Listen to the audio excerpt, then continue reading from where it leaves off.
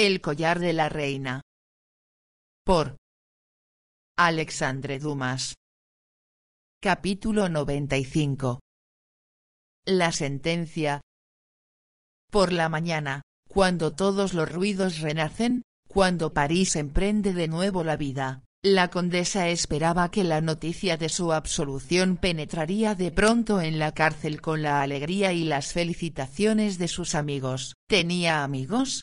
Ay, nunca la fortuna y el favor quedan sin cortejo, y sin embargo Juana, que había alcanzado la riqueza, que fue poderosa, había recibido y dado sin conseguir siquiera la amistad banal del que desconoce a la persona caída en desgracia y a la que adulara el día antes. Pero después del triunfo que ella esperaba, Juana tendría partidarios, admiradores y envidiosos. Esperaba en vano, sin embargo, que penetrase en la sala del conserje Hubert esta oleada de gente de rostro alegre que le diera sus felicitaciones. De la inmovilidad de una persona convencida que deja que los brazos se dirijan a ella, Juana pasó, tal era la inclinación de su carácter, a una inquietud excesiva, y como no siempre se puede disimular, no se molestó en ocultar sus impresiones a los guardianes. No le estaba permitido salir para ir a informarse,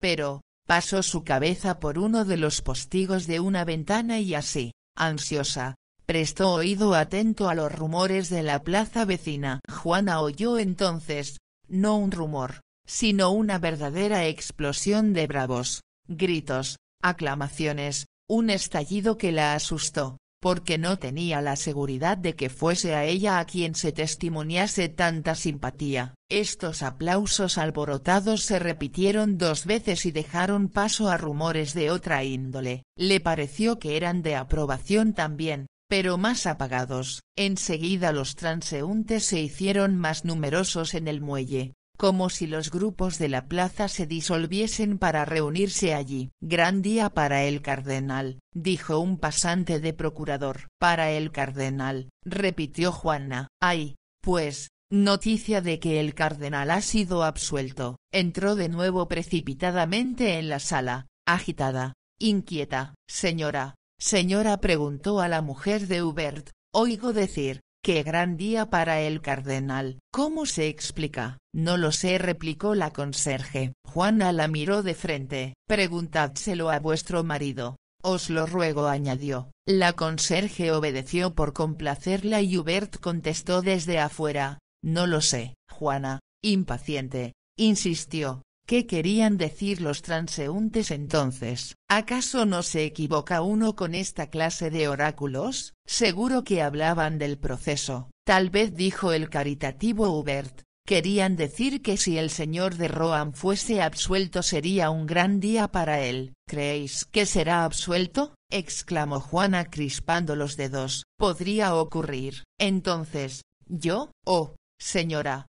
Vos como él. ¿Por qué no vos? Extraña hipótesis, murmuró Juana, y volvió hacia los cristales. Me parece que hacéis mal, señora, le dijo el conserje, en ir a recoger así las impresiones mal comprensibles que os llegan de fuera. Quedaos tranquila, creedme y esperad que vuestro consejero o el señor Fremin vengan a leeros la sentencia. No, y se puso a escuchar. Pasaba una mujer con sus amigas, sombreros de fiesta, grandes ramos en la mano. El aroma de estas rosas subió como un bálsamo precioso hasta Juana, que lo aspiraba. Por quién soy que este ramo y otros 100 serán para él. Como pueda, he de abrazar a ese digno varón. Y yo también, dijo una compañera. Pues yo lo que quiero es que me abrace él, afirmó una tercera. ¿De quién hablarán?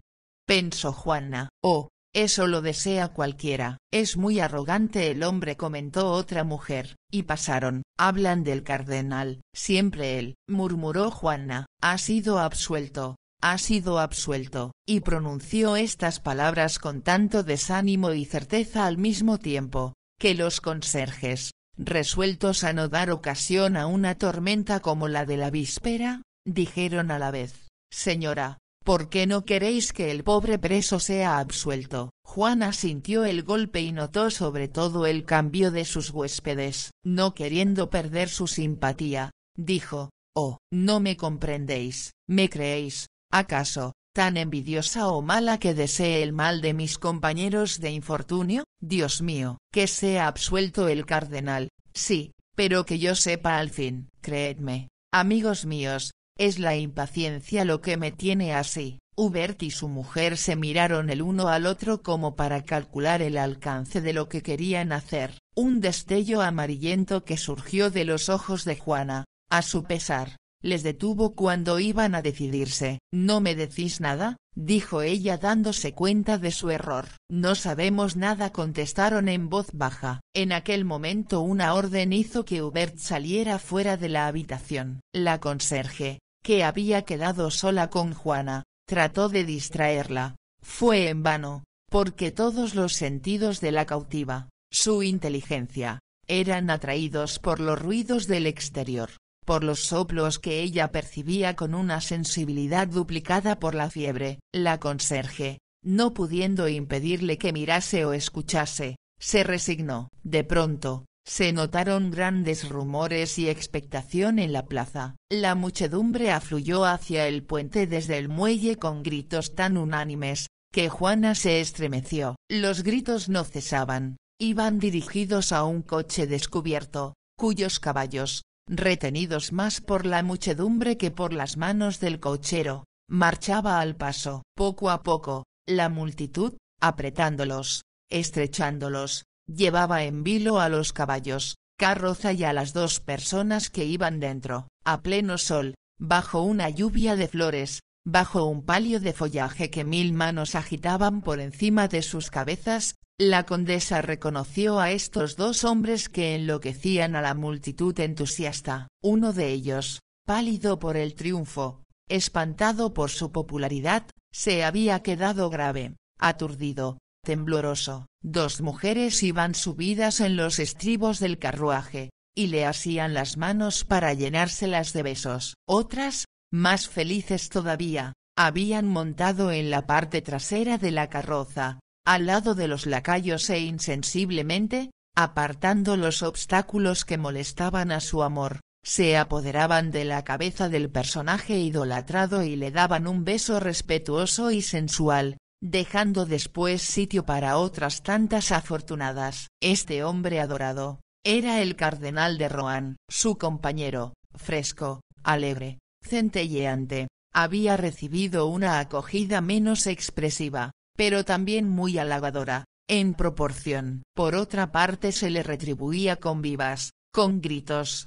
Las mujeres se disputaban el cardenal y los hombres gritaban: «¡Viva Cagliostro!». Esta embriaguez hizo que durase media hora el cruce del puente de Change hasta su punto más alto. Juana divisó a los triunfadores. Esta manifestación de entusiasmo público hacia las víctimas de la reina, porque así se les llamaba, dio un momento de alegría a Juana. Pero enseguida dijo: «¿Cómo? Ellos ya están libres. Para ellos se han cumplido ya las formalidades y yo no sé nada. ¿Por qué no me dicen nada a mí?». Un estremecimiento recorrió todo su cuerpo. A su lado, había visto a la señora Hubert, que, silenciosa, atenta a todo lo que pasaba, debía haber comprendido y no daba ninguna explicación. Juana iba a pedírsela, cuando un nuevo ruido atrajo su atención del lado del puente de Change. Un coche, rodeado por la multitud, pasaba a su vez por el puente. En él, sonriente y mostrando a su hijo al pueblo, iba Olive, que partía también, libre y loca de alegría por las bromas un tanto audaces que se le hacían y por los besos que se le enviaban. En medio del puente esperaba una carroza de posta. El señor de Beausire se escondía tras uno de sus amigos, que era el único que osaba mostrarse ante la admiración pública. Hizo una señal a Olive, que bajó del vehículo en medio de una gran gritería y una silbatina considerable, pero para ciertos actores los silbidos no representan nada cuando le podían haber sido lanzados proyectiles. Olive, que había subido a la carroza, cayó en los brazos de Beausire, que, estrechándola hasta casi ahogarla, no la dejó en una legua, inundándola de besos y lágrimas, y no respiró hasta llegar a Saint-Denis, donde cambió los caballos sin haber sido molestado por la policía. Mientras tanto, Juana, al ver a todas estas personas libres, felices, festejadas, se preguntaba por qué era ella la única que no recibía noticias. «¿Pero y yo?», exclamó. «¿Por qué refinamiento de crueldad no me notifican mi sentencia?». «Calmaos, señora», dijo Hubert entrando. «Calmaos, es imposible que no sepáis nada», contestó Juana. «Vos sabéis, señora, si no sois un desalmado, contadme. Ved lo que estoy sufriendo. Nos está prohibido a nosotros, oficiales de la prisión, revelar las sentencias cuya lectura corresponde a los escribanos del tribunal. Pero, entonces, es tan espantosa que no os atrevéis», exclamó Juana con irrefrenable desesperación. «No», dijo. «Calmaos, calmaos, hablad. Entonces, ¿seréis complaciente y no me comprometeréis?». «Os lo prometo, os lo juro». «Pues bien, el señor cardenal ha sido absuelto». «Ya lo sé, el señor de Cagliostro ha quedado excluido de la causa». Lo sé. A la señorita Olive se le ha retirado la acusación». «¿Qué más? ¿Qué más?». «El señor Reteau de Villette ha sido condenado». Juana se estremeció. «A las galeras». «¿Y yo?», gritó ella con furia. «Paciencia, señora, paciencia». «¿No me lo prometisteis?». «Ya tengo paciencia». «Hablad». «¿Qué harán de mí?». «Seréis desterrada», dijo con débil voz el conserje apartando los ojos. Un destello de alegría brilló en los de la condesa, pero se apagó con la misma rapidez que había aparecido. Dio un grito, fingió desvanecerse, y cayó en los brazos de sus huéspedes. «¿Qué hubiese sido?», dijo Hubert al oído a su mujer, «si le hubiese dicho la verdad». «El destierro», pensaba Juana simulando un ataque de nervios. «Es la libertad, es la riqueza, es la venganza, es lo que he soñado. Triunfe. Silence, sec igual 1000. Capítulo 96. La ejecución. Juana continuaba esperando que el escribano prometido por el conserje viniese a leerle la sentencia. En efecto, ya no sentía angustia ni duda, conservando apenas el resquemor de la comparación, es decir, el orgullo, y se decía: «¿Qué me importa a mí, que creo tener un espíritu sólido, que el señor de Rohan haya sido considerado menos culpable que yo? ¿Es a mí a quien se inflige la pena de una falta? No. Si hubiese sido reconocida como una Valois por todo el mundo, si hubiera podido ver como el cardenal, toda una hilera de príncipes y de duques escalonados al paso de los jueces, suplicando con su actitud, con sus crespones en la empuñadura de la espada, con sus lloros, me parece que no se le hubiera negado nada a esta pobre condesa de la Motte, y ciertamente, en previsión de esa ilustre súplica, se le hubiera ahorrado a la descendiente de los Valois la afrenta del banquillo. Mas ¿para qué ocuparme del pasado que ha muerto? Está ya terminado el gran asunto de mi vida, colocada de una manera equívoca en el mundo, en la corte, expuesta a ser derribada por el primer soplo llegado de lo alto. Yo vegetaba, volvía quizá a la miseria primera que ha sido el aprendizaje doloroso de mi vida. Ahora no ocurre nada de todo esto. Desterrada, soy desterrada, es decir, que tengo el derecho de llevarme mi millón en mi coche, de vivir bajo los naranjos de Sevilla o de Agrigente durante el invierno y en Alemania o Inglaterra durante el verano. Nada me impedirá, pues, joven, bella, célebre, pudiendo explicar el proceso a mi manera, vivir como me parezca, ya sea en compañía de mi marido, en el caso de que sea desterrado como yo, pues es libre, ya sea con los amigos que proporcionan siempre la felicidad y la juventud, y que vengan a decirme, continuaba Juana arrebatada por sus ardientes ilusiones, que yo, la condenada, la desterrada, la pobre humillada, no soy más rica que la reina, más honrada que la reina habiendo quedado más absuelta que ella, porque para ella no se trataba de mi condena. El gusano de la tierra no le importa al león. Se trata de hacer condenar al señor de Rohan y este ha sido excluido de la causa. ¿En qué forma cumplirán ellos la sentencia y de qué manera me sacarán del reino? ¿Se vengarán de una mujer sujetándose a las formalidades más estrictas de la penalidad? ¿Me confiarán a los arqueros para conducirme a la frontera? ¿Me dirán solemnemente: mujer indigna, el rey os destierra de su reino? No, los soberanos son bondadosos, pensó sonriendo. No me tienen en cono, no se lo guardan sino a este buen pueblo parisiense que aúlla bajo sus balcones. Viva el cardenal, viva Cagliostro, viva el parlamento. Este es su verdadero enemigo, el pueblo. Sí, es su enemigo directo, puesto que yo había contado con el apoyo moral del pueblo.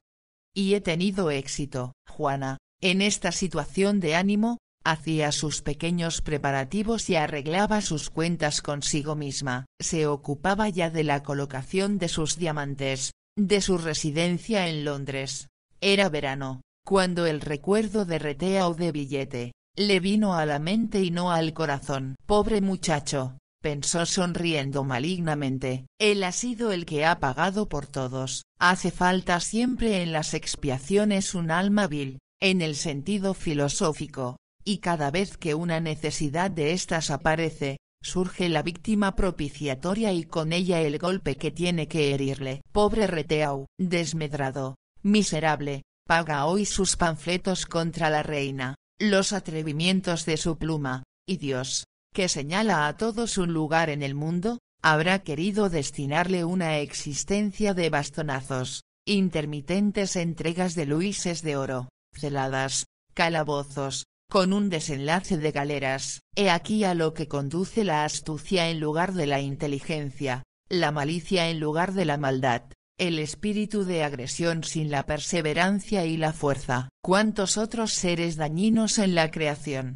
desde el gusano venenoso hasta el escorpión, existen en el universo y se hacen temer por el hombre? Todos estos enemigos quieren molestar, pero no se les concede el honor de la lucha, se les aplasta. Y Juana enterraba con esta pompa cómoda a su cómplice Reteau, a pesar de lo decidida que estaba a informarse del presidio en que se encerraría al miserable para no viajar en aquella dirección, para no infligir esta humillación a un desgraciado mostrándole la aventura de una antigua amiga. Como se ve, Juana tenía buen corazón. Comió alegremente con los conserjes. Estos, por su parte, habían perdido por completo su alegría. Apenas se tomaban el trabajo de disimular su desazón. Juana atribuía el enfriamiento a la condena de que acababa de ser objeto. Al hacerles esa observación le contestaron que nada era para ellos tan doloroso como ver a las personas después de pronunciada la sentencia. Juana se sentía tan feliz en el fondo de su corazón, disimulaba tan mal su alegría, que solo le podía resultar agradable hallar ocasión de estar sola, libre, con sus pensamientos. Pensó, que, después de la comida, podría volver a su habitación. Quedó sorprendida, cuando el conserje Hubert tomó la palabra a los postres con una solemnidad obligada que no le era propia. Señora, dijo, tenemos órdenes de no mantener en la cárcel a las personas sobre cuya suerte se ha pronunciado el Parlamento. Bien, pensó Juana, se adelantan a mis deseos, y se levantó. No quisiera, dijo, que incurrieseis en una infracción, sería agradecer mal las bondades que habéis tenido conmigo. Voy, pues, a volver a mi habitación. Miró para ver el efecto que causaban sus palabras. Hubert le daba vuelta con los dedos a una llave. La conserje volvía la cabeza como para ocultar una nueva emoción. ¿Pero vendrán o no a leerme la sentencia? En este caso, ¿cuándo será? Tal vez esperan que la señora esté en sus habitaciones, se apresuró a decir Hubert. Decididamente quiere alejarme, pensó Juana, y un vago sentimiento de inquietud la hizo estremecer, aunque desapareció tan pronto como había venido. Juana subió los 3 peldaños que conducían desde la habitación del conserje hasta el corredor de la escribanía. Al verla partir, la señora Hubert corrió presurosa hacia ella y le cogió las manos. no con respeto, no con verdadera amistad ni con el sentimiento que honra al que lo testimonia y al que lo recibe, sino con profunda compasión, con un impulso piadoso. Esta vez la impresión fue tan clara, que Juana sintió espanto, pero esta fue tan fugaz como la de antes en aquella alma llena hasta los bordes por la alegría y la esperanza. Juana quería preguntarle a la señora Hubert la razón de su piedad, cuando Hubert le tomó la mano, con menos cortesía que viveza, y abrió la puerta. La condesa llegó al corredor. 8 arqueros del preboste esperaban allí. ¿Qué esperaban? Esto era lo que se preguntaba al verles, pero la puerta del conserje estaba ya cerrada. Delante de los arqueros vio a uno de los carceleros comunes de la prisión, el que cada noche acompañaba a la condesa a su habitación. El hombre precedió a Juana, como para mostrarle el camino. ¿Vamos a mi habitación?, preguntó la condesa. Sí, señora, dijo el carcelero. Juana se cogió a la barandilla de hierro y subió tras aquel hombre. Tranquilizada, se dejó encerrar en su celda e inclusive dio afectuosamente las gracias al carcelero. Este se retiró. Tan pronto se vio libre y sola en su habitación, Juana dio rienda suelta a la alegría más extravagante, amordazada tanto tiempo con la máscara con que hipócritamente había ocultado sus sentimientos en la habitación del conserje. Así en el cubil como en la jaula, cuando es de noche, cuando ningún ruido anuncia a la fiera cautiva la vigilancia, cuando su olfato sutil no percibe en los alrededores ninguna huella, comienzan los desahogos de su naturaleza salvaje. Con Juana ocurría lo mismo. De pronto sintió ruido de pasos, cintineo de las llaves en el manojo del carcelero y poco después alguien abría la cerradura grande. ¿Qué querrán de mí?, pensó en tanto se erguía, atenta. El carcelero entró. ¿Qué ocurre, Juan?, preguntó la condesa con voz dulce e indiferente. ¿La señora tendría la bondad de seguirme? ¿A dónde? Abajo, señora. ¿Cómo, abajo? A la escribanía. ¿Para qué, señora?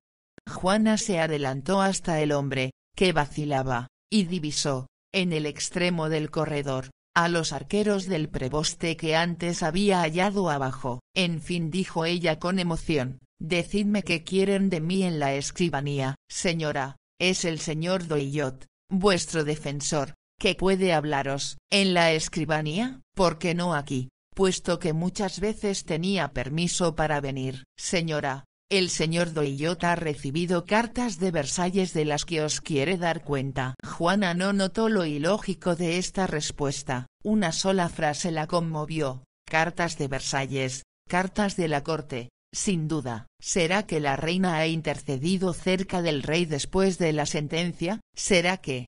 Pero, ¿para qué hacer conjeturas? Tenía tiempo. Esto sería necesario, cuando dentro de 2 minutos pudiera hallar la solución del problema. Por otra parte, el carcelero insistía, agitaba sus llaves como hombre que, en defecto de buenas razones, alega una consigna. Esperadme un poco, dijo Juana, ya veis que me estaba desvistiendo para reposar algo. Estoy tan fatigada estos últimos días. Esperaré, señora, pero os ruego que penséis que el señor Doillot tiene mucha prisa. Juana cerró la puerta, se puso un vestido algo más fresco, tomó una capita y arregló a toda prisa sus cabellos. Apenas empleó 5 minutos en estos preparativos. Su corazón le anunciaba que el señor Doillot le traía la orden de partir inmediatamente y el medio de atravesar Francia de una manera discreta y cómoda. Sí, la reina habría pensado que su enemiga debía salir lo antes posible. La reina, ahora que estaba dictada la sentencia, debía esforzarse en irritar lo menos posible a esta enemiga, porque si una pantera es peligrosa cuando está encadenada, ¿qué no hay que temer de ella cuando está libre? Mecida por estos venturosos pensamientos, Juana, más que correr, voló tras el carcelero que la hizo descender por la pequeña escalera que la había llevado ya a la sala de audiencia. Pero en lugar de ir hacia dicha sala, y de dirigirse a la izquierda para entrar en la escribanía, El carcelero se dirigió hacia una pequeña puerta situada a la derecha. ¿Dónde vais?, preguntó Juana. La escribanía está aquí. Venid, venid, señora, dijo melosamente el carcelero. Es aquí donde os espera el señor Doillot. Pasó él primero y atrajo hacia sí a la condesa, que oyó cómo cerraba con estrépito tras ella las cerraduras exteriores de la maciza puerta. Juana, sorprendida, no se atrevió a preguntar nada a su guardián. Dio 2 o 3 pasos y se detuvo. La luz se filtraba desde lo alto de una reja antigua, a través de las telas de araña y la centésima capa de un polvo secular. Juana sintió de pronto la humedad del calabozo. Adivinó algo terrible en los ojos centelleantes del carcelero. Caballero, dijo ella entonces, dominando la impresión de terror que la hacía estremecer, ¿qué hacemos aquí los dos? ¿Dónde está el señor Doillot, el que según vos deseaba verme? El carcelero no respondió nada. Juana siguió este movimiento con espanto. Se le ocurrió la idea, como en esas novelas sombrías de la época, que tenía que habérselas con uno de esos carceleros, fieramente enamorados de sus presas, que, el día en que éstas van a salir por la puerta abierta de la jaula, se hacen los tiranos de la bella cautiva y les proponen su amor a cambio de la libertad. Juana era fuerte y no temía las sorpresas, no tenía el pudor del alma. Su imaginación luchaba victoriosamente contra los caprichos sofísticos de los señores Crevillon hijo y Louvet. Se dirigió sonriendo hacia el carcelero. Amigo mío, dijo, ¿qué pedís? ¿Tenéis que decirme algo? El tiempo de una cautiva cuando está cerca de la libertad es precioso. Parece que para hablarme habéis escogido un lugar siniestro. El hombre de las llaves no le contestó nada porque no comprendía. Sentóse en un rincón de la chimenea y esperó. ¿Pero qué hacemos?, volvió a interrogar Juana. Temía hallarse ante un loco. Espero al licenciado Doillot, contestó el carcelero. Juana movió la cabeza. Tendréis que confesarme, dijo, que si el licenciado Doillot tiene cartas de Versalles que comunicarme, ha elegido mal el momento y el lugar de la audiencia.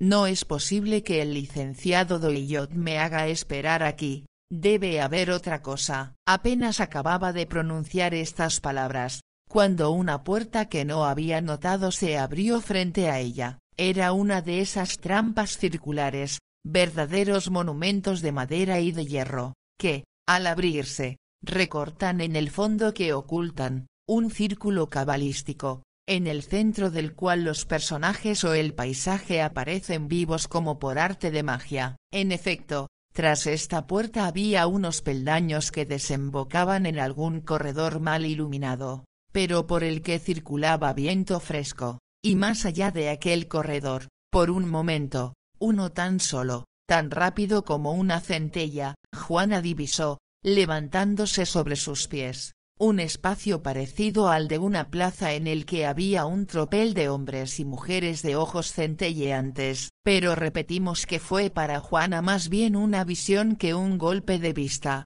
Ni siquiera tuvo tiempo de darse cuenta. Ante ella, y en un plano más cercano, aparecieron 3 personas, subiendo el último escalón. Tras estas personas, en peldaños inferiores, surgieron 4 bayonetas, blancas y aceradas, parecidas a cirios siniestros que hubiesen querido iluminar la escena. Pero la trampa circular se cerró. Solo los 3 hombres penetraron en el calabozo en que se hallaba Juana. Esta iba de sorpresa en sorpresa, o mejor dicho, su inquietud se convertía en terror. El carcelero al que ella temía un instante antes, fue la persona a quien se dirigió como para solicitar su protección contra los desconocidos. El carcelero se pegó contra la muralla del calabozo, mostrando así que quería quedar como espectador pasivo de lo que allí iba a ocurrir. Juana fue interrogada antes de que se le ocurriese tomar la palabra. Lo hizo uno de los 3 hombres.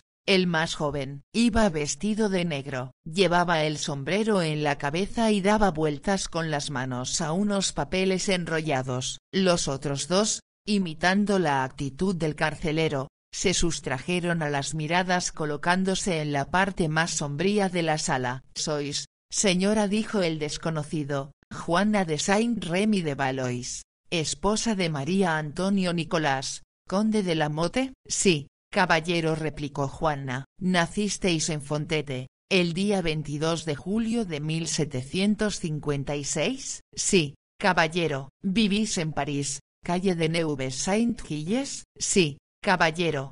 Pero, ¿por qué me hacéis todas estas preguntas, señora? Lamento que no me conozcáis. Tengo el honor de ser el escribano del tribunal. Os reconozco. Entonces, señora, ¿puedo cumplir mis funciones en la calidad que acabáis de reconocerme? Un momento, caballero. ¿En qué consisten esas funciones? En leeros, señora, la sentencia que ha sido pronunciada contra vos en la sesión del 31 de mayo de 1786. Juana se estremeció, dirigió a su alrededor una mirada llena de angustia y desconfianza. No en balde escribimos en segundo término la palabra desconfianza, que puede parecer más débil que la otra. Juana se estremeció con angustia irreflexiva, puesta en guardia. Sus ojos centelleaban en las tinieblas. «Sois el escribano bretón», dijo ella. «¿Pero quiénes son estos caballeros acólitos vuestros?». El escribano iba a responder,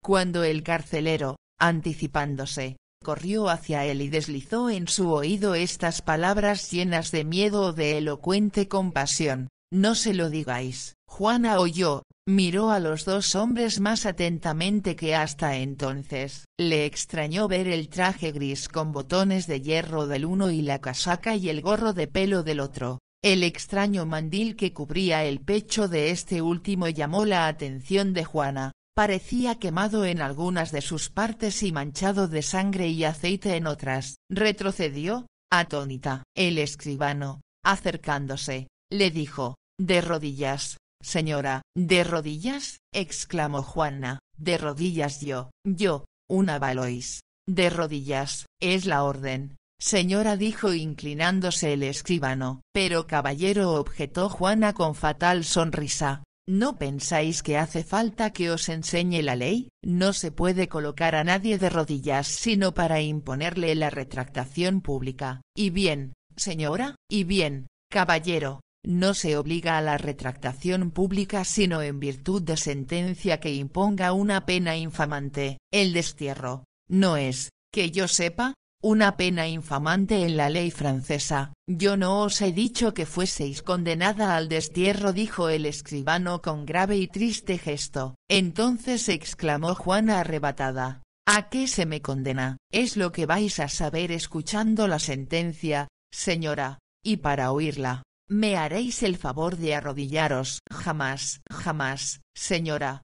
Es el artículo primero de mis instrucciones. Os he dicho que jamás, jamás, señora. Está escrito que si la condenada se niega a arrodillarse, ¿qué la obligará a ello? La fuerza pública. La fuerza, a una mujer. Una mujer no tiene más prerrogativas que un hombre en cuanto al respeto del rey y de la justicia. Y a la reina. ¿No es así?», gritó furiosamente Juana. «Porque en todo esto adivino la mano de una mujer enemiga. Hacéis mal en acusar a la reina, señora. Su Majestad no interviene para nada en la redacción de las sentencias del tribunal. Vamos, os conjuro a que me evitéis la necesidad de la violencia». «De rodillas». «Jamás, jamás». El escribano enrolló los papeles, sacó de su ancho bolsillo uno muy grueso que tenía de reserva en previsión de lo que estaba ocurriendo, y leyó la orden formal, dada por el Procurador General a la fuerza pública,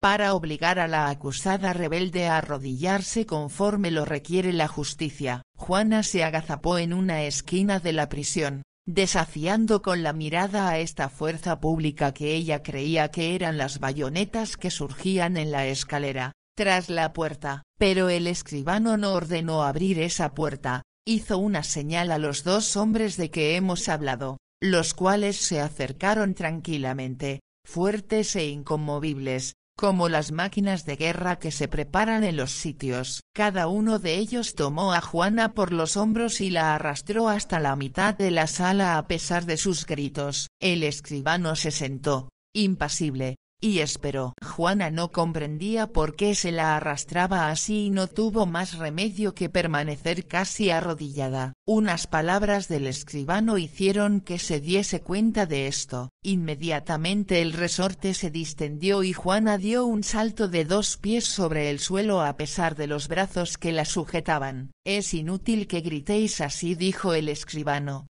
«porque no se os oye desde afuera y además no oiréis vos tampoco la lectura de la sentencia». «Permitid que la oiga de pie y escucharé en silencio», propuso Juana. «Siempre que un culpable es castigado a la pena de látigo», replicó el escribano, «la pena se estima infamante y lleva consigo la genuflexión». «El látigo», aulló Juana, «el látigo, ah, miserable», y sus vociferaciones fueron tales que aturdieron al carcelero, al escribano y a sus 2 ayudantes, todos los cuales, perdiendo la cabeza, como personas ebrias, comenzaron a emplear la fuerza para dominar la fuerza. Arrojáronse sobre Juana y la derribaron, pero ella resistió victoriosamente. Quisieron que doblase las piernas, pero tendió sus músculos como hojas de acero. Estaba suspendida en el aire en manos de aquellos hombres y movía manos y pies para poder infligir los más rudos golpes. Se dividieron la tarea,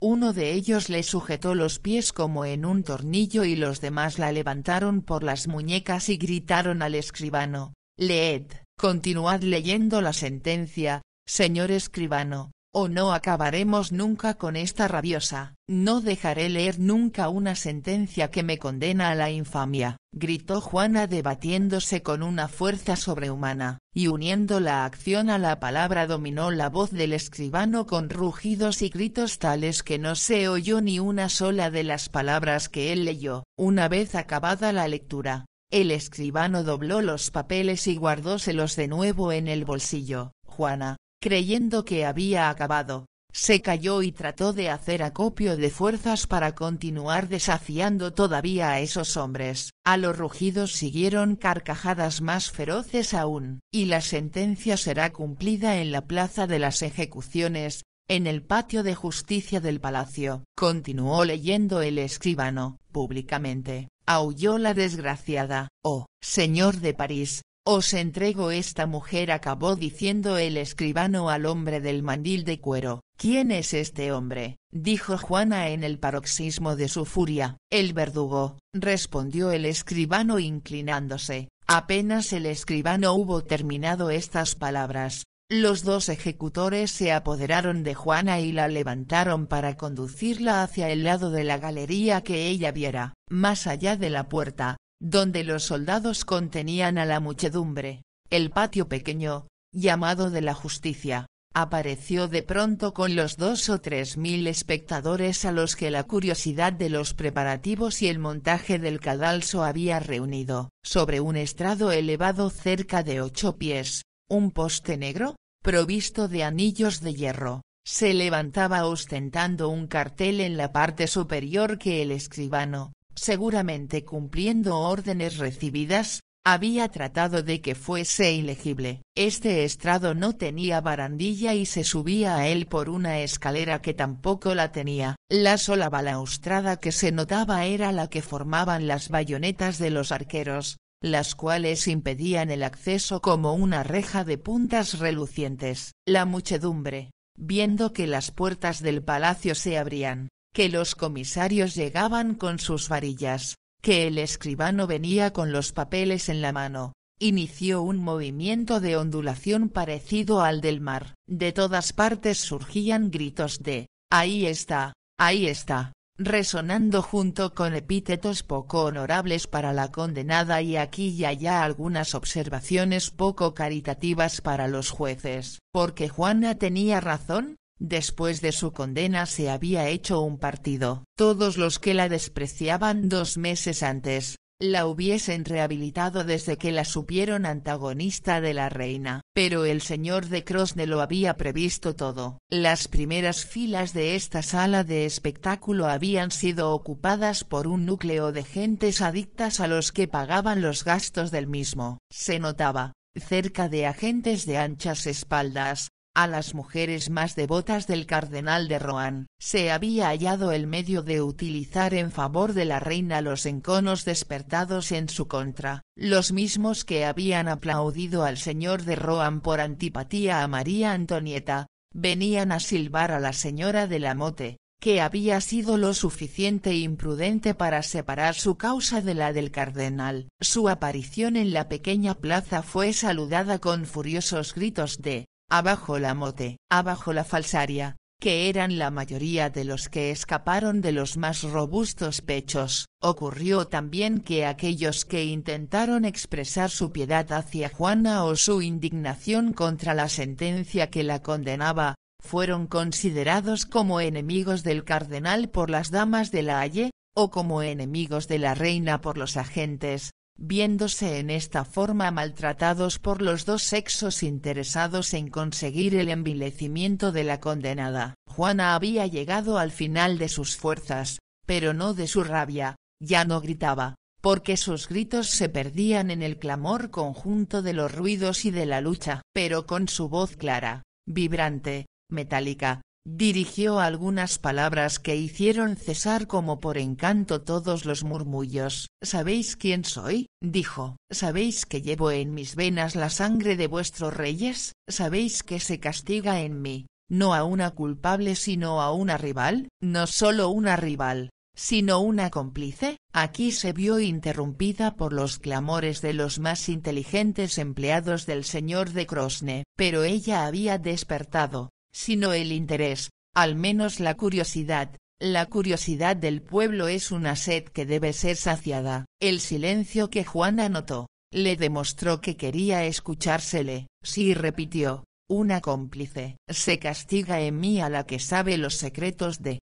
«Tened cuidado», le dijo al oído el escribano. Ella se volvió. El verdugo tenía un látigo en la mano. Al verle, Juana olvidó su discurso, su odio, su deseo de captar a la multitud, no vio más que el estigma, no temió más que el dolor. «Favor, favor», gritó con voz desgarradora. Un inmenso griterío apagó su súplica. Juana se asió, sobrecogida por una sensación de vértigo, a las rodillas del ejecutor y logró apoderarse de su mano, pero él levantó el otro brazo y dejó caer el látigo suavemente sobre los hombros de la condesa, cosa inaudita. Esta mujer, a la que el dolor físico hubiese aniquilado, abatido, domado tal vez, se irguió al ver que se le tenían consideraciones, precipitóse sobre el ayudante y trató de derribarle para ver si podía echarle fuera del cadalso, a la plaza. De pronto retrocedió. El hombre tenía en la mano un hierro al rojo que acababa de retirar de un brasero ardiente. Levantó este hierro y el calor abrasador que despedía hizo saltar a Juana hacia atrás con aullido salvaje. «Marcada», exclamó, «marcada». Todo el pueblo respondió a ese grito con otro terrible. «Sí, sí», rugieron 3000 bocas. «Socorro, socorro», dijo Juana enloquecida, tratando de romper las cuerdas con que se le acababan de atar las manos. No pudiendo desabrochar el vestido de la condesa, el verdugo lo desgarraba y mientras apartaba con una mano el tejido hecho trizas, trataba de apoderarse del hierro ardiente que le ofrecía su ayudante. Pero Juana se lanzaba sobre el hombre, le hacía retroceder siempre, porque no se atrevía a tocarla, de manera que el verdugo, desesperando de apoderarse del siniestro instrumento, empezaba a escuchar, por si en las hileras de la multitud surgía algún improperio contra él. Su amor propio le preocupaba. La muchedumbre palpitante empezaba a admirar la vigorosa defensa de esta mujer, se estremecía con sorda impaciencia. El escribano había descendido la escalera, los soldados contemplaban el espectáculo, era un desorden, una confusión que presentaba un aspecto amenazador. «Acabad», gritó alguien desde la primera hilera de la muchedumbre, voz imperiosa que sin duda reconoció el verdugo, porque, derribando a Juana con un impulso vigoroso, la hizo postrarse y le inclinó la cabeza con la mano izquierda. Ella se levantó más ardiente que el hierro con el que se le amenazaba y con una voz que dominó todo el tumulto y todas las imprecaciones de los torpes verdugos, exclamó. «Franceses cobardes, ¿no me defendéis? ¿Dejáis que se me torture? Callaos», gritó el escribano. «Callaos», le gritó el comisario. «Callarme. Bien, sí, ¿qué me harán? Sí, sufro esta vergüenza, pero es por mi culpa». Gritó la muchedumbre interpretando mal el sentido de esta confesión. «Callaos», repitió el escribano. «Sí, por mi culpa», continuó Juana retorciéndose, «porque si hubiera querido hablar». «Callaos», gritaron rugiendo escribanos, comisarios y verdugos, «si hubiera querido decir todo lo que sabía de la reina». «Pues bien, entonces hubiera sido colgada, no hubiera sido deshonrada». No pudo añadir nada más, porque el comisario subió al cadalso seguido de agentes que amordazaron a la miserable y la entregaron, palpitante, flagelada, con el rostro hinchado, lívida, sangrando, a los 2 ejecutores, uno de los cuales había hecho inclinar a la víctima y al mismo tiempo se apoderaba del hierro que su ayudante había conseguido darle. Pero Juana aprovechó como una culebra la insuficiencia de esta mano que le estrechaba la nuca, saltó por última vez y dándose vuelta con alegría frenética, ofreció su pecho al verdugo mirándole provocativamente, de manera que el instrumento fatal, que descendía sobre su hombro, vino a herirla en el seno izquierdo dejando en el mismo sobre la carne, su huella humeante y abrasadora, arrancando a la víctima, a pesar de la mordaza,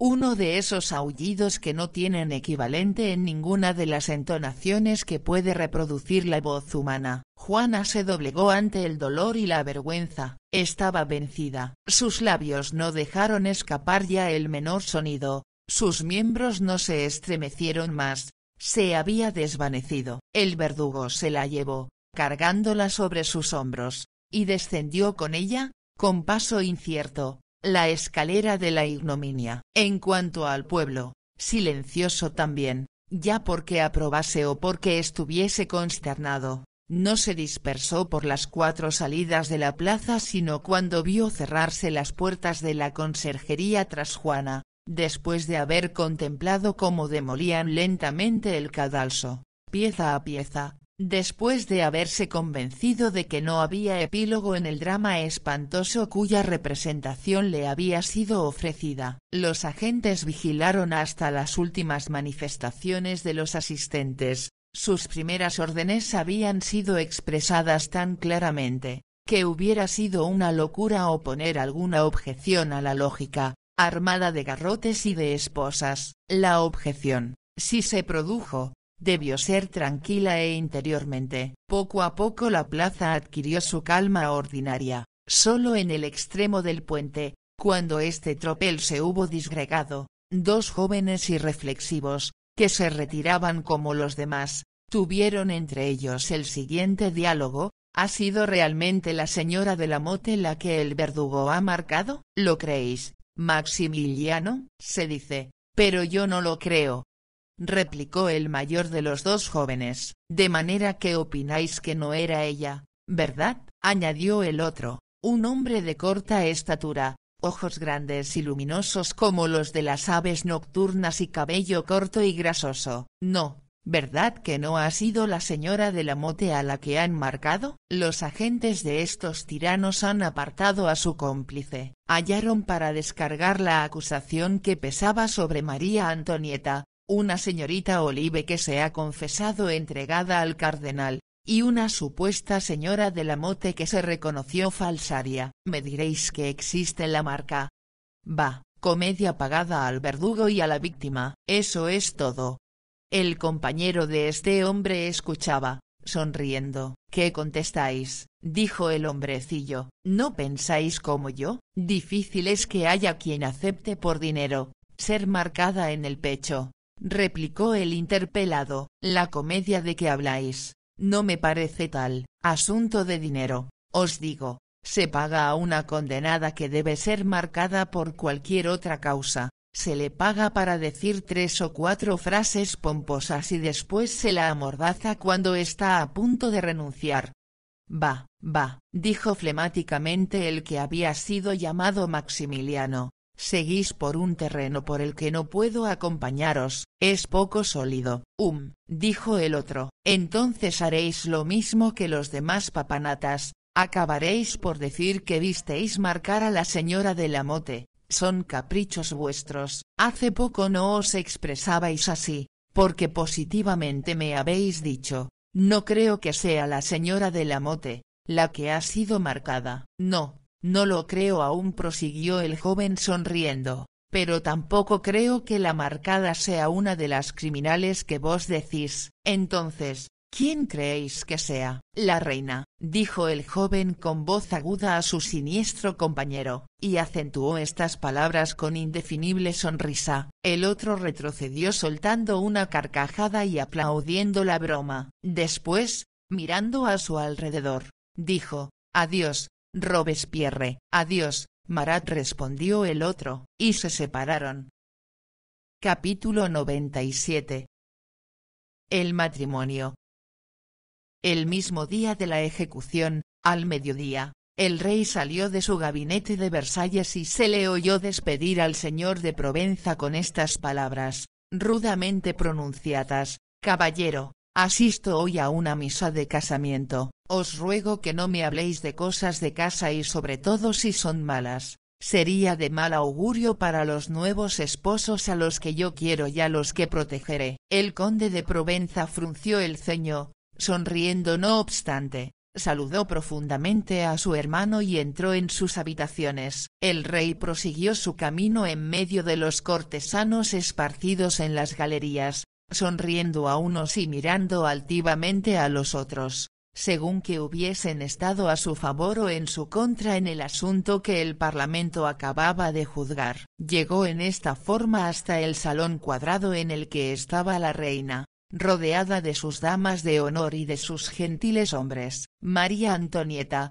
pálida bajo el colorete, escuchaba con una atención afectada las dulces preguntas que acerca de su salud le dirigían la señora de Lamballe y el señor de Calonne. Pero de pronto, a hurtadillas, miró hacia la puerta, buscando como quien arde en deseos de ver y volviéndose como quien tiembla por haber visto. El rey gritó uno de los ujieres, y entre un mar de bordados, de encajes y de luz, vio entrar a Luis XVI, cuya primera mirada, en el umbral del salón, fue para ella. María Antonieta se levantó y dio 3 pasos hacia Luis XVI, que le besó graciosamente la mano. «Estáis muy bella, señora, milagrosamente bella», le dijo. Ella sonrió con tristeza y de nuevo buscó con vaga mirada, en medio de la muchedumbre, ese punto desconocido a que nos hemos referido. ¿No vinieron todavía nuestros jóvenes esposos?, preguntó el rey. Me parece que van a dar las 12. Sire, respondió la reina con un esfuerzo muy violento,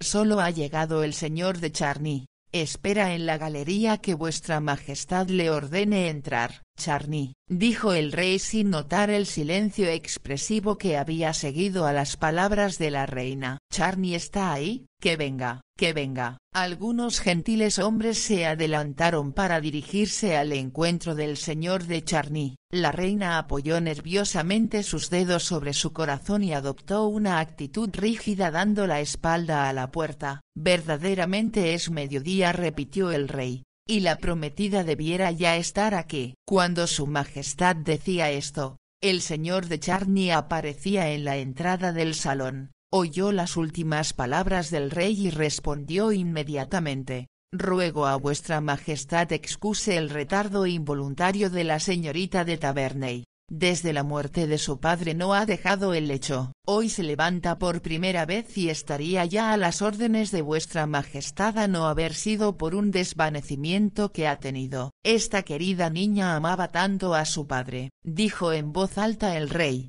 pero como encuentra un buen marido, esperemos que se consolará. La reina escuchó, o, mejor dicho, oyó, sin hacer el menor gesto. Cualquiera que la hubiese seguido con la mirada, hubiera notado que la sangre bajaba de su rostro a su corazón, como un nivel que desciende. El rey, notando la cantidad de nobles y clero que llenaba el salón, levantó de pronto la cabeza. Señor de Breteuil, dijo, ¿habéis expedido la orden de destierro para Cagliostro? Sí, sire, contestó humildemente el ministro. El soplo de un pájaro que duerme habría turbado el silencio de la asamblea. Y a esa lamote, que se llama de Valois, continuó el rey con voz firme, ¿no es hoy cuando la marcan? En este momento, sire, replicó el guardasellos. Debe estar ya cumplida la sentencia. Los ojos de la reina centellearon. Un murmullo que quería ser de aprobación circuló por el salón. Contrariará al señor cardenal el saber que han marcado a su cómplice, añadió Luis XVI,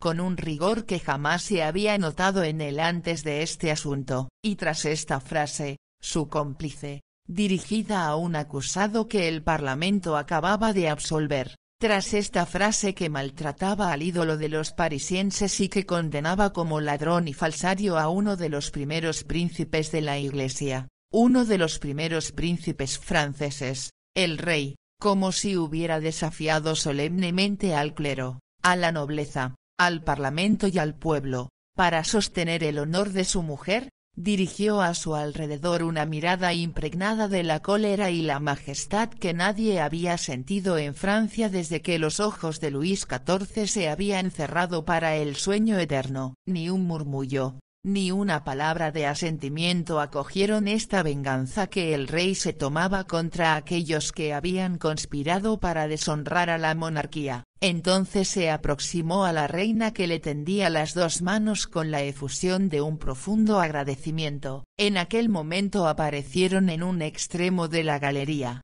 la señorita de Taverney, de vestido blanco, como una prometida, y de rostro blanco como un espectro, y Felipe de Taverney, su hermano, que le daba la mano. Andrea caminaba con pasos rápidos, turbada la mirada, el pecho jadeante. La mano de su hermano le daba la fuerza, el coraje y la dirigía. La muchedumbre de cortesanos sonrió al paso de la novia. Todas las damas ocuparon su sitio detrás de la reina y todos los hombres se alinearon tras del rey. El bailío de Suffren, teniendo de la mano a Olivier de Charny, se dirigió al encuentro de Andrea y de su hermano. Saludóles y se confundió en el grupo de sus amigos y parientes. Felipe continuó su camino sin que su mirada hubiera hallado la de Olivier, sin que la presión de sus dedos advirtiese a Andrea que ella debía levantar la cabeza. Llegado frente al rey, estrechó la mano de su hermana y ésta, como una muerta galvanizada, abrió sus grandes ojos y vio a Luis XVI que le sonreía con bondad. Saludó la infeliz en medio de los murmullos de los asistentes que de esta manera aplaudían su belleza. Señorita, dijo el rey tomándole la mano, habéis tenido que esperar el fin de vuestro luto para casaros con el señor de Charny. Tal vez, si yo no os hubiese pedido apresurar el matrimonio, vuestro futuro esposo, a pesar de su impaciencia, os hubiese permitido tomar un mes más de plazo, porque según me han dicho sufrís y esto me aflige, pero yo debo asegurar la felicidad de los gentiles hombres que me sirven como el señor de Charny. Si vos no os hubieseis casado hoy, yo no hubiera podido asistir a la ceremonia teniendo en cuenta que mañana parto de viaje por Francia con la reina. Por eso tendré el placer de firmar vuestro contrato hoy y de veros casada en mi capilla. Saludad a la reina, señorita, y dadle las gracias, porque su majestad ha sido muy buena para vos. Y al tiempo que decía esto acompañó a Andrea hasta donde estaba María Antonieta. Esta se había puesto de pie, con las rodillas temblorosas y las manos heladas, no se atrevió a levantar los ojos y vio solamente algo blanco que se aproximaba y se inclinaba hacia ella. Era el vestido de boda de Andrea. El rey entregó la mano de la prometida a Felipe, dio la suya a María Antonieta y en voz alta, dijo, a la capilla. Caballeros, toda aquella muchedumbre pasó detrás de sus majestades. La misa comenzó enseguida. La reina la escuchó sobre su reclinatorio, con la cabeza hundida entre sus manos, rogó con toda su alma y todas sus fuerzas, elevó al cielo votos tan ardientes que el soplo de sus labios consumió la huella de sus lágrimas. El señor de Charny,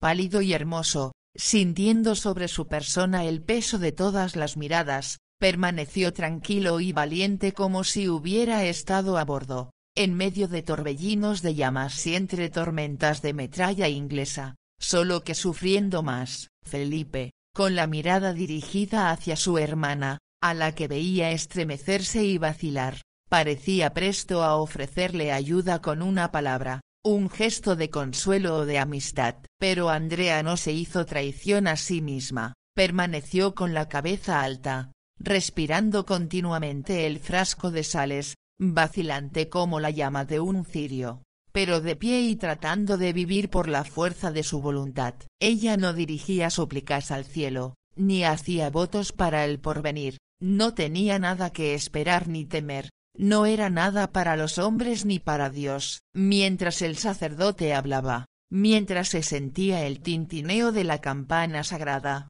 cuando se cumplía a su alrededor el misterio divino, se decía Andrea: ¿soy acaso una cristiana? ¿Soy una criatura parecida a las otras? Me has creado para la piedad, tú a quien se llama Dios soberano, árbitro de todas las cosas, tú, de quien se dice que eres justo por excelencia y que siempre me has castigado sin que nunca hubiese pecado, tú, de quien se dice que eres el Dios de la paz y del amor y a quien debo el vivir en la turbación, las cóleras y las venganzas sangrientas, tú, a quien debo el tener como el más mortal enemigo al único hombre al que hubiese amado. No, continuó diciéndose, no, las cosas de este mundo y las leyes de Dios, no me conciernen. Sin duda he sido maldecida antes de nacer y puesta, cuando vi la luz, fuera de las leyes de la humanidad. Volviendo su pensamiento al pasado doloroso, se dijo: extraño, extraño, está cerca de mí un hombre cuyo solo nombre me hacía morir de felicidad. Si este hombre hubiera venido a pedirme por mí misma, me hubiese visto forzada a caer a sus pies y pedirle perdón por mi falta de otro tiempo. Dios mío, y este hombre que adoraba, tal vez me hubiese rechazado. Hoy se casa conmigo y es él el que vendrá a pedirme perdón de rodillas. Extraño, oh, sí, bien extraño. En aquel momento la voz del oficiante sonó en su oído. Decía: Jacques Olivier de Charny, ¿tomáis por esposa a María Andrea de Taverney? Sí, respondió con voz firme Olivier. ¿Y vos, María Andrea de Taverney, tomáis como esposo a Jacques Olivier de Charny? Sí, respondió Andrea con una entonación casi salvaje, que hizo estremecer a la reina y a más de una dama en el auditorio. Entonces Charny puso en el dedo de su mujer el anillo de oro. Enseguida se levantó el rey. La misa estaba acabada. Todos los cortesanos fueron a la galería a saludar a los dos esposos. Al volver, el señor de Suffren había tomado la mano de su sobrina. Le prometía, en nombre de Olivier, la felicidad que merecía tener. Andrea dio las gracias al bailío sin sonreír un solo momento y rogó tan solo a su tío que la condujese pronto a la presencia del rey, para darle las gracias, porque se sentía débil. En efecto, en aquel momento una palidez espantosa cubrió su rostro. Charny la vio de lejos sin atreverse a acercarse a ella. El bailío atravesó el gran salón, acompañó a Andrea hasta la presencia del rey, que la besó en la frente y le dijo: Señora condesa, pasad a la habitación de la reina, su majestad os quiere hacer su regalo de bodas. Después de decir estas palabras, que él creyó llenas de gracia, se retiró seguido por toda la corte, dejando a la recién casada, atontada, desesperada en brazos de Felipe. Oh, murmuró, es demasiado, Felipe. No obstante, yo creía haber sufrido ya lo suficiente. Valor, le dijo en voz baja Felipe, ¿solo falta esta prueba, hermana mía? No, no, respondió Andrea, no podría. Las fuerzas de una mujer son limitadas. Tal vez haré lo que me piden, pero pensad Felipe que si ella me habla y me felicita, me moriré. Os moriréis si es preciso, querida hermana, dijo el joven, y entonces seréis más feliz que yo, que quisiera estar muerto. Y pronunció estas palabras con acento tan sombrío y doloroso, que Andrea, como si se hubiera sentido desgarrada por un aguijón, corrió hacia adelante y penetró en las habitaciones de la reina. Olivier la vio pasar. Colocóse junto a los tapices para no rozar siquiera, a su paso, su vestido. Quedó solo en el salón con Felipe, bajando la cabeza como su cuñado y esperando el resultado de esta entrevista que la reina iba a tener con Andrea. Esta halló a María Antonieta en el gran gabinete. A pesar de la estación, era el mes de junio, había hecho encender fuego, estaba sentada en su sillón, con la cabeza echada hacia atrás, los ojos cerrados y las manos juntas como una muerta. Estaba tiritando. La señora de Misery, que había introducido a Andrea, corrió las cortinas, cerró las puertas y salió de la habitación. Andrea, de pie, temblando de emoción y de cólera y también de debilidad, esperaba con la vista baja que llegase una palabra a su corazón. Esperaba la voz de la reina, como el condenado espera el hacha que tiene que troncharle la vida. Seguramente que si María Antonieta hubiera abierto la boca en aquel momento, Andrea, aniquilada como estaba, habría sucumbido antes de comprender o de contestar. Un minuto, un siglo en este espantoso sufrimiento, transcurrió antes de que la reina hiciese un gesto. Al fin se levantó apoyando sus brazos en los del sillón,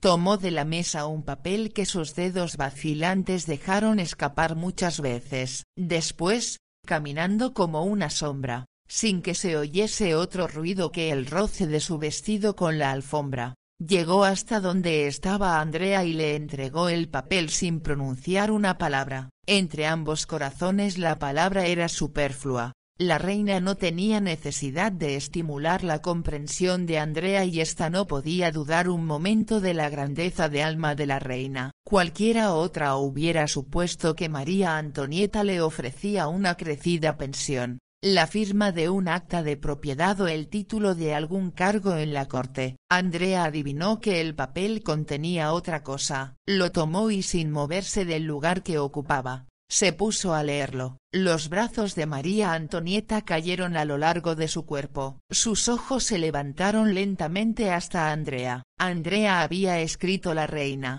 «Me habéis salvado, me devolvisteis el honor. Mi vida es vuestra, en nombre de este honor que os cuesta tan caro, yo os juro que me podéis llamar hermana. Probadlo, no me veréis ruborizar. Pongo este escrito en vuestras manos. Es el compromiso de mi agradecimiento, es la dote que os entrego. Vuestro corazón es el más noble de todos los corazones y por lo mismo me sabrá agradecer el regalo que os ofrezco». María Antonieta de Lorena y de Austria. Andrea, a su vez, miró a la reina, la vio con los ojos inundados de lágrimas, con la cabeza aturdida, esperando una respuesta. Atravesó lentamente la habitación en dirección a la chimenea, arrojó el papel al fuego, saludó profundamente y sin pronunciar una palabra salió del gabinete. María Antonieta dio un paso para detenerla, para seguirla, pero la inflexible condesa, dejando la puerta abierta,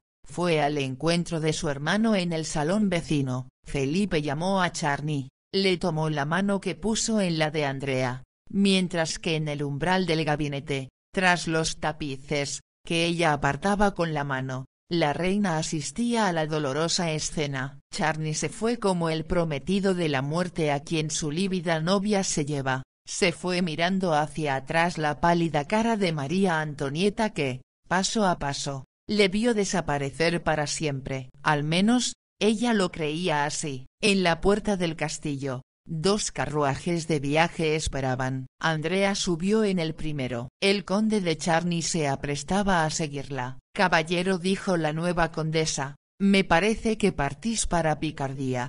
«Sí, señora», respondió Charny, «yo parto hacia el país en que murió mi madre». «Conde, adiós». Charny se inclinó sin responder. Andrea partió sola. «¿Os quedáis aquí conmigo para anunciarme que sois mi enemigo?», dijo entonces Olivier a Felipe. «No, conde», replicó este, «vos no sois mi enemigo, porque sois mi cuñado». Olivier le tendió la mano, subió a su vez a la segunda carroza y partió. Felipe quedó solo. Retorció un momento los brazos con la angustia de la desesperación y dijo con voz ahogada: «Dios mío, A los que cumplen sus deberes en la tierra, ¿les reserváis un poco de alegría en el cielo? Alegría, prosiguió en tono sombrío y mirando una última vez hacia el palacio. Yo hablo de alegría. ¿Para qué? Solo pueden aguardar otra vida los que esperen allá arriba a los corazones que les aman. A mí no me ama nadie aquí en la tierra, no tengo siquiera como ellos la dulzura de desear la muerte. Dirigió hacia el cielo una mirada sin amargura, dulce reproche de cristiano cuya fe vacila, y desapareció como Andrea, como Charny, en el último torbellino de esa tormenta que acababa de socavar un trono, quebrando tantos amores y poniendo en entredicho el honor de tan ilustres personas. Fin.